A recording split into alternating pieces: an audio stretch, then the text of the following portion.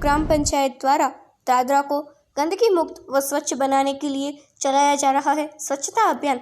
दादरा निवासियों के द्वारा पिछले कुछ समय से सरकार से मांग की गई थी कि दादरा को स्वच्छ बनाएं और गंदगी मुक्त करें।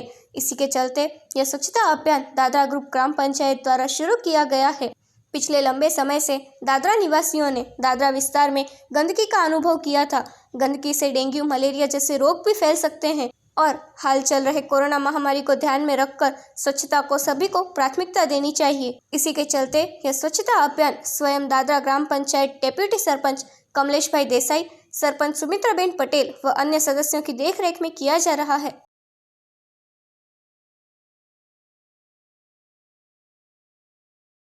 दादरा ग्राम पंचायत में सफाई का काम चल रहा है।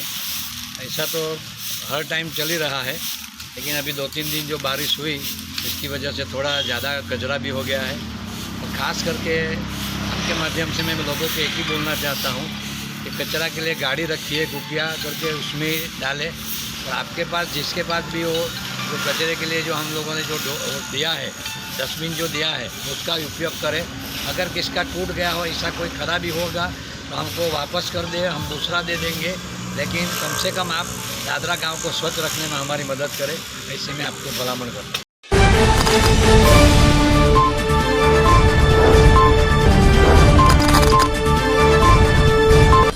दादरा नगर हवेली खानवेल में भाजपा द्वारा किसान सम्मेलन आयोजित किया गया था, जिसमें दादरा नगर हवेली के किसानों ने केंद्र सरकार द्वारा किसान बिल को समर्थन किया।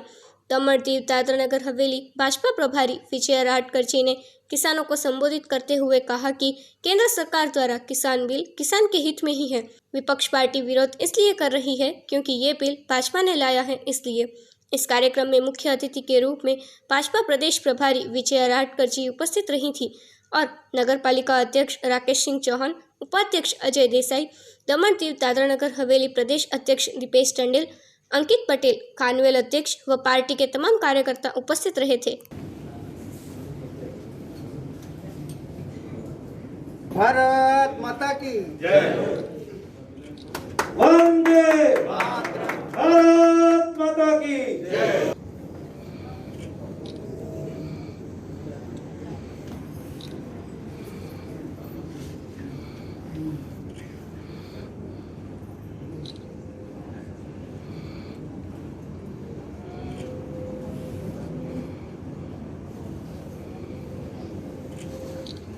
દેશમાં એક સતત લેફ્ટન અને કોંગ્રેસ મળીને જે કાર્ય કરી રહ્યા છે કિસાન વિરોધી, અને એમને જે દેશમાં આજે કિસાન અને સારા પાકો લઈ શકે અને સારા ભાવ મળી શકે એના માટે જે આ બિલ મંજૂર કરવામાં આવ્યું। किसान सम्मेलन यहाँ पे हो रहा है और उसके लिए आज हम यहाँ पर एकत्रित मिल रहे हैं, बातचीत कर रहे हैं।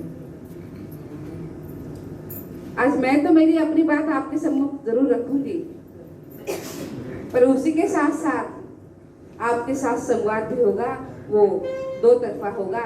मैं भी बात करूंगी, आप भी बात करोगे। मेरे भाइयों और मेरी बहनों,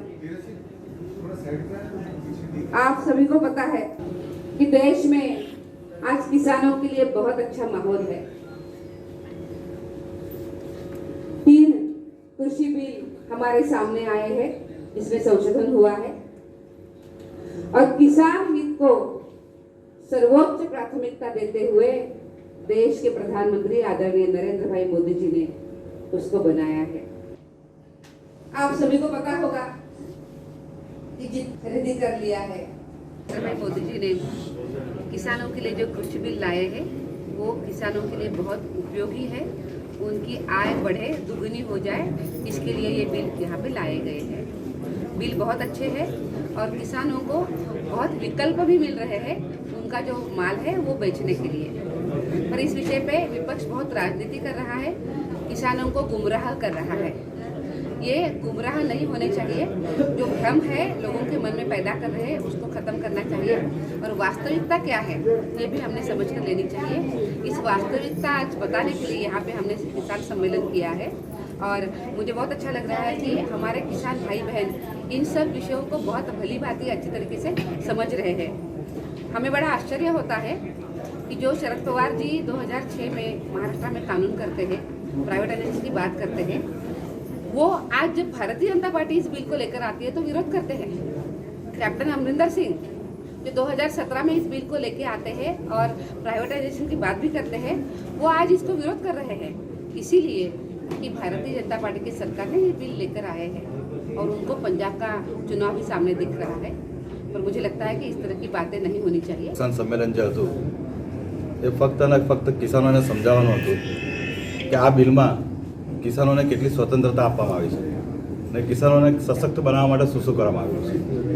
આજે અહીંયા અમારા પ્રભારી શ્રીમતી વિજયા રાટકરજી અને પાર્ટીના પદાધિકારીઓએ લગભગ 300થી વધુ કિસાનોને આ બાબતે સમજણ આપી છે અને જે પ્રમાણે એમના ચહેરાઓ પર હાવભાવ હતા એ પ્રમાણે મને લાગી રહ્યું છે કે કિસાનો સાચી વાંચી સમજી રહ્યા છે। એ વિભાગનું આંદોલન એવું દમણમાં તો જોવા નથી મળ્યું।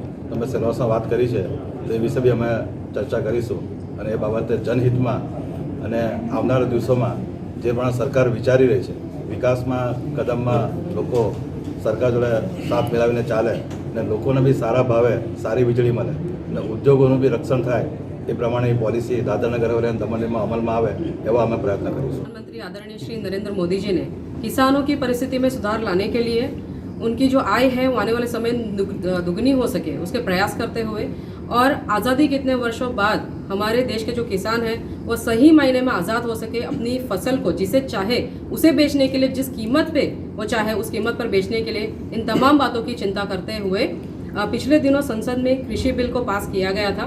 लेकिन जैसे कि हम सब जानते हैं कि जब से वो बिल पार्लियामेंट में प्रस्तुत हुआ तब से लेकर तो जब तक वो पास हुआ और उसके बाद भी अब तक लगातार विपक्ष की कई पार्टियां, विपक्ष के कई नेता इस बिल का लगातार विरोध कर रहे हैं और जो हमारे देश के जो किसान हैं उसे लगातार गुमराह करने के प्रयास कर रहे हैं। लेकिन हमारे देश के जो किसान हैं वो जागरूक है, वो इस बात को भली भांति समझते हैं कि आदरणीय प्रधानमंत्री श्री ने किसानों के हित में ही इस बिल को पास किया है और इस बिल के विरोध प्रदर्शन हेतु हम सब ये भी जानते हैं कि 8 दिसंबर को पूरे देश भर में विपक्षी नेताओं द्वारा भारत बंद का ऐलान किया गया था। लेकिन हमारे लिए खुशी की बात है हमारे प्रदेश के जो लोग हैं उन्होंने अन्य राज्यों की तरह इस भारत बंद का सख्त विरोध किया और उस दिन भी हमारे प्रदेश में जो मार्केट है, जो व्यापार है वो सामान्य रूप से जारी रहे।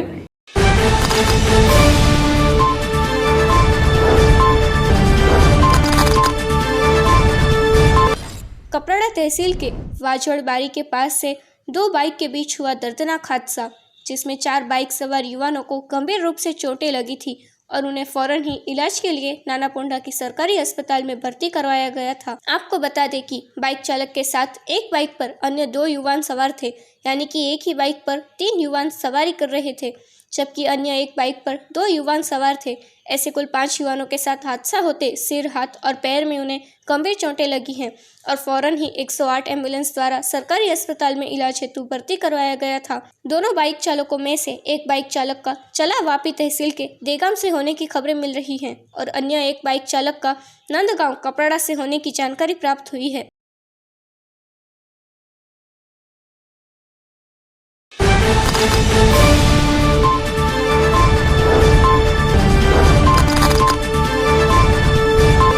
वलसाड़ के शाह केएम लॉ कॉलेज के इंचार्ज आचार्य के खिलाफ यौन उत्पीड़न की 2 महिला प्रोफेसर ने यूनिवर्सिटी के कुलाधिपति को लिखित शिकायत की थी। यूनिवर्सिटी की जांच कमेटी द्वारा रिपोर्ट सबमिट किया गया था। रिपोर्ट के आधार पर यूनिवर्सिटी ने आचार्य पर यौन उत्पीड़न के आरोप साबित होते ड्यूटी से निष्कासित करने के आदेश जारी किया था।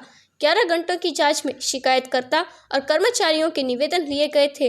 तमाम की रजूआतों और निवेदनों और सबूतों को एकत्र कर जांच कमेटी द्वारा जांच की गई थी। जांच कमेटी के रिपोर्ट के आधार पर वीएनएसयू के वीसी ने शनिवार को नूतन केलवणी मंडल लॉ कॉलेज के इंचार्ज आचार्य संजय मणियार को ड्यूटी पर से निष्कासित करने का निर्णय लिया था और प्रिंसिपल को सस्पेंड कर दिया था।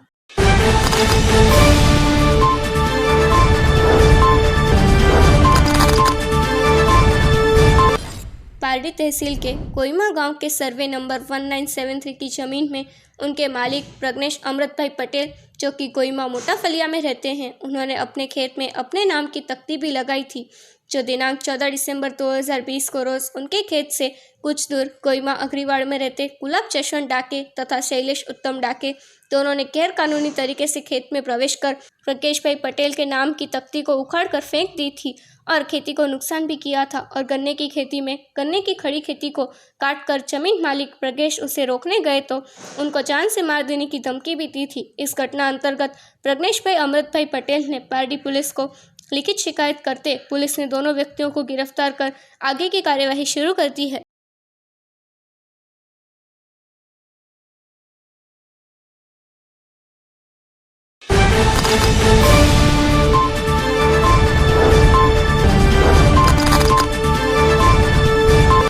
कपराड़ा तहसील के वरोली जंगल गांव के गरठा फलिया में लगभग 600 से 700 लोगों की बस्ती होगी। इस फलिये में सालों से पक्के रास्ते के लिए लोगों ने तंत्र से मांग करते चक्कर काटकर थक चुके हैं, मगर इस गांव के गरठा फलिया में रास्ता कब बनेगा ये तो भगवान ही जाने। इस फलिये में एक प्राथमिक पाठशाला भी है। शैक्षणिक कार्य चालू हो तभी भी रास्ता न होने की वजह से छोटे बच्चों को मुश्किलों का सामना करना पड़ता है। तब ग्रामजनों की सरकार से मांग है कि गरठा फलिया की इस समस्या को प्राथमिकता देकर यहाँ जल्द से जल्द रास्ता बनाया जाए।